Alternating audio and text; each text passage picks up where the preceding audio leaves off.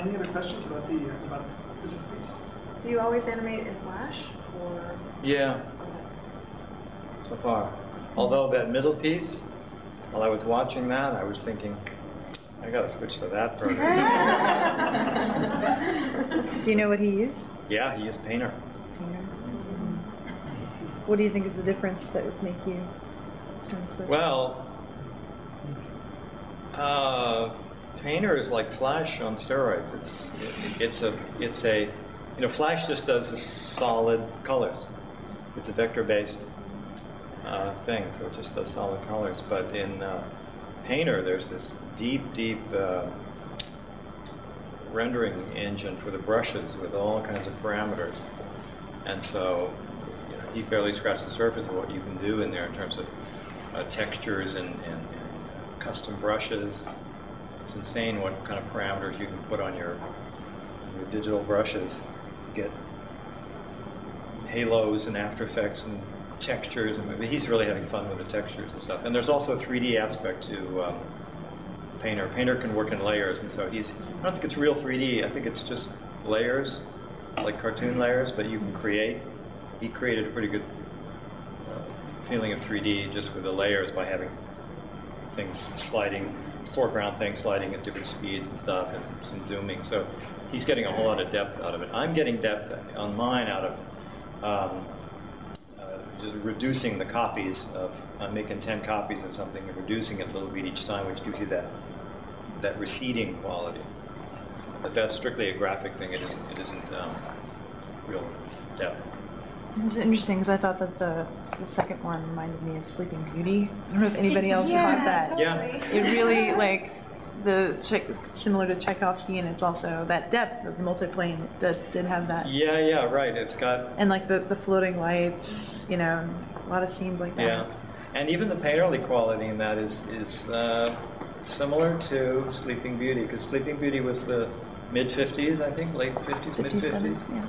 And they were Disney was beginning to break away from the super realism of Pinocchio and Snow White and Dumbo and starting to get into a stylized thing, which had a lot to do with sponge painting, texture painting, stylized trees, a lot of stuff that looks like Painter. Mm-hmm. You can see how you think that.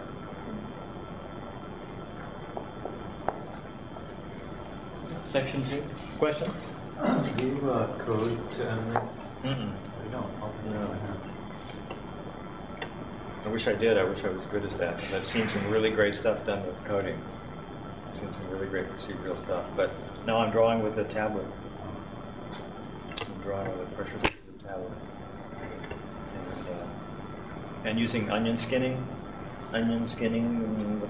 which Painter has also. I think that's one of the things that's allowing him to do this in Painter, is the metaphor of the light box, to be able to see the multiple drawings. I first learned to do this on paper, where you had a light box and you saw through and you saw the last 4 or 5 drawings you did on paper. And Flash can do that for you, and they call it onion skinning, and Painter does it and has another name for it. So it's a traditional technique.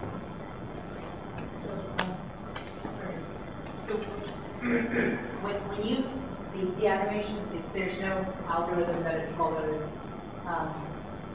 you didn't do it in JavaScript or anything, it was just purely using the onion skinning. It's me scribbling. Okay.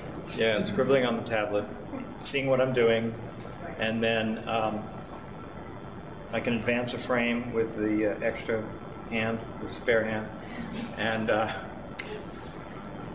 which brings up a new frame to draw on and shows me the last 5 or 6 or however many I choose to look at of what I just draw. So I see the echoes of what I'm drawing. And you know, if you want to draw something going by, you're going to draw, you know, dot dot dot dot dot dot dot series in a row to make the sensation of movement. And if you can't see the ones you've just drawn, it's not going to move in a straight line. So just a way of seeing what you've done and creating some smoother animation. But you didn't actually use Flash to actually animate the, you know what I'm saying, as in using tweening and those sorts of techniques. Well, I am. Yeah, that's a good point. Because once I had a sequence of scribbles that are doing something and dancing around, and sometimes they have to follow through in them, and sometimes they don't. Sometimes they're just popping. Then I have a layer, let's say 150 frames of animation that I've drawn, and then the gimmick that I'm exploiting here is I'm taking that layer and I'm duplicating it 10 times and creating a path for it to travel on. And so all of that animation is now traveling on a path, but it's staggered from its neighbors. And so the neighbors are all following that path, and they each get successively smaller in each subsequent copy.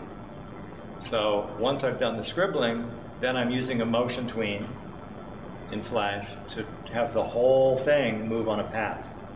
And so that's where you see some of the stuff tumbling and moving and stuff like that. It's the whole mass tends to move in general. That's the whole thing moving on a hidden path. The reason I asked is, so when you coordinate that to another set of music, you can, how difficult would it be for you to actually adapt the animation to another piece? That's where I would do it. Yeah, I could leave all the scribbling that I've done, and then make changes in the timing using those paths, maybe the direction it went, the scale it took, or the colors, or some of the things I could change after I've drawn it. So you're right, that's where I might do some of that massaging. Thank you. Were there any other thoughts in general about